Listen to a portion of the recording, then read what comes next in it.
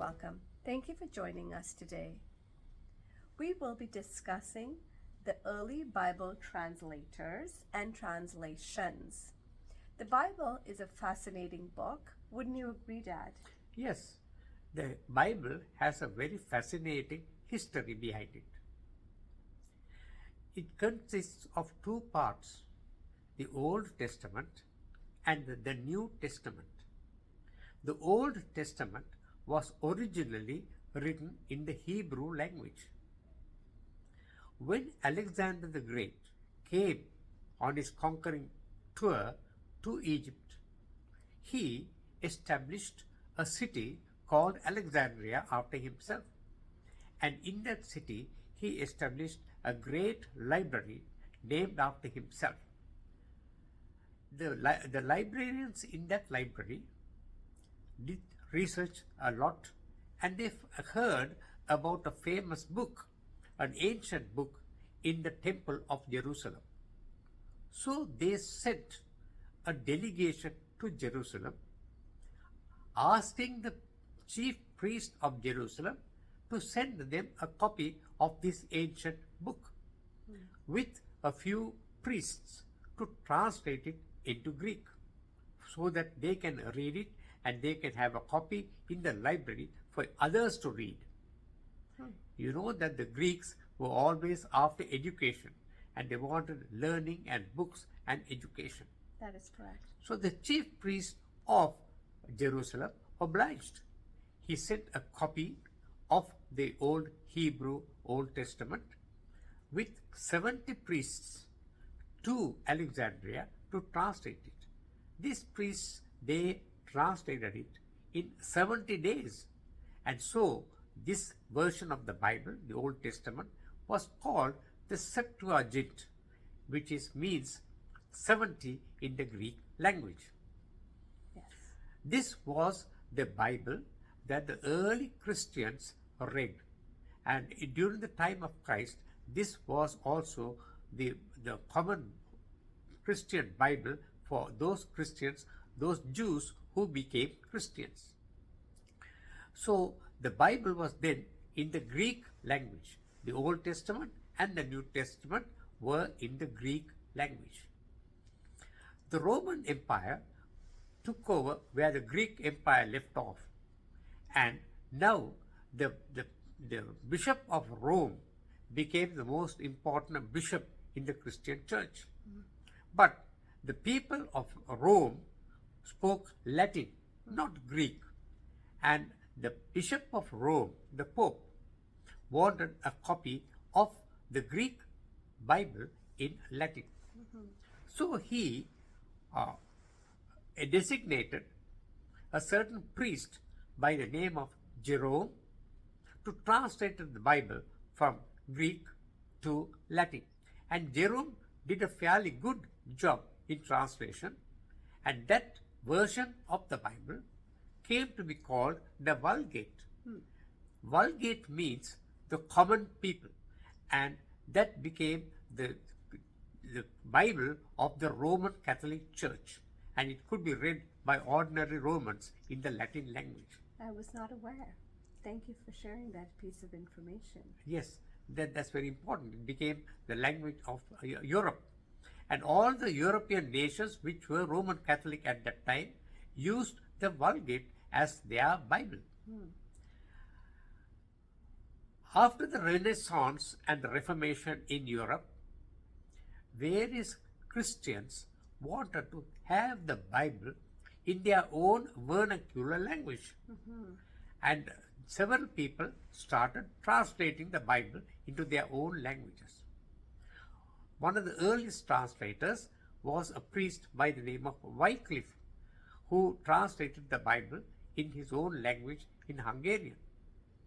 The bishop of that area arrested him and accused him of trying to translate the Holy Bible into a vernacular, low-level language, and punished him by burning him at the stake alive.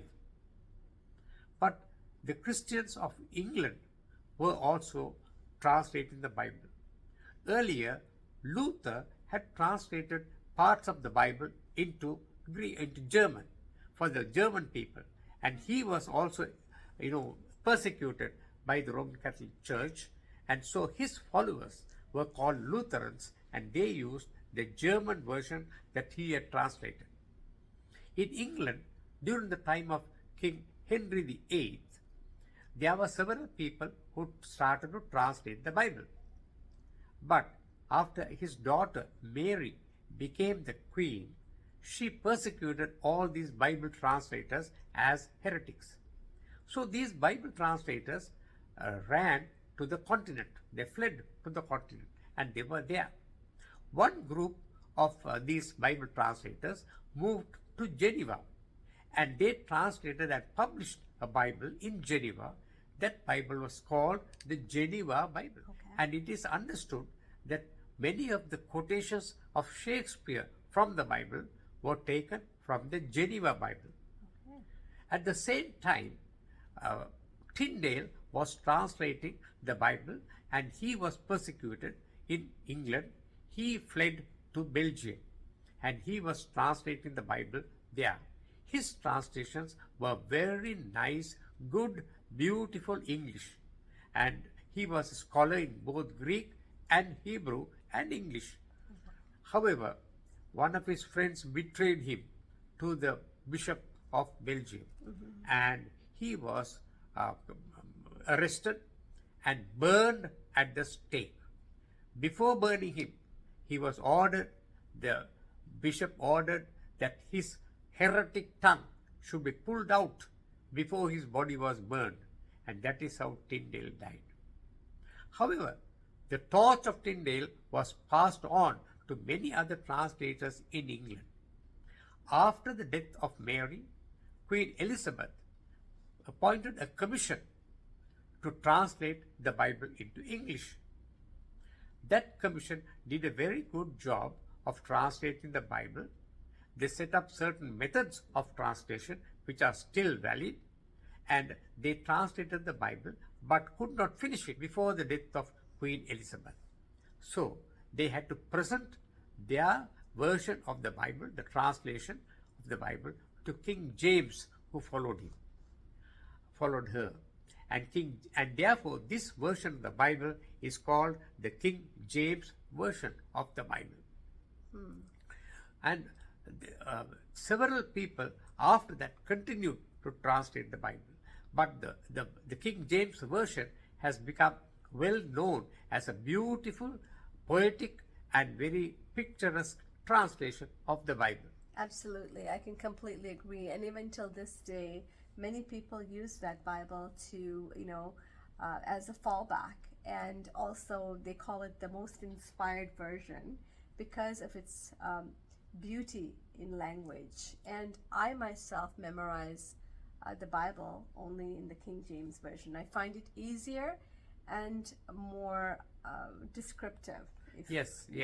And this King James Version Bible has become the foundation for translation of the Bible into thousands of languages all over the world. And today, many nations are able to read the Bible in their own vernacular language. And I too, as a child, was my mother read the Bible to me in my own vernacular language. So that was all because the people of England took the trouble to set up the Bible Society and translated the Bible all over the world. Absolutely. And I remember you joking about the fact that when you were a young boy, you thought Jesus spoke Tamil. Yes.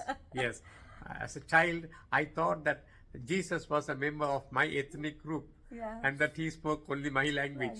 Later on, when I went to English school, I found that Jesus was talking in English. See? So that was very interesting experience as I grew up, and then realized that the English language is not the only language in the world, and that Jesus Christ can talk in any language you want. See, absolutely. That's and great. It's more than just the language, right? It's more of the spirit that's talking. But thank you again for sharing. This is important information that I myself, having been born, baptized into a Christian home, grew up in churches all my life, was not aware that in addition to the beautiful verses in the Bible and everything that the Bible has to offer, there were so many martyrs that really gave their life up so that I could have such a beautiful Bible and all over my house, so many different versions and in so many different rooms. And it's really worthwhile having this discussion. And Thank you. Yes, and one more point you should remember: the Christians always agreed that their Bible should be in any language that you can understand. Interesting. Whereas in other religions, they think that there is a holy language which cannot be translated, and they want to keep their religion in their own original language. Whereas the Christians, from the very beginning, thought that it is important to be able to read the Word of God in the language that you understand. Absolutely. That's I very agree. important point. Totally agree. And that's why we are seeing so many people come to faith all over the world, because they can now have access to the Word of God in their own language and mother tongue. Thank you. Thank you so much for sharing your wisdom, your knowledge, years of hard work and learnings. I hope you learned a lot. I definitely did. Some things I did not know, especially about Tyndale and the sacrifices he had made. So I hope you do join me once again soon to listen and learn both from myself and from my father, little nuggets of things that we have learned and picked up over the years. Thank you again for joining us, and have a great day. Thank you.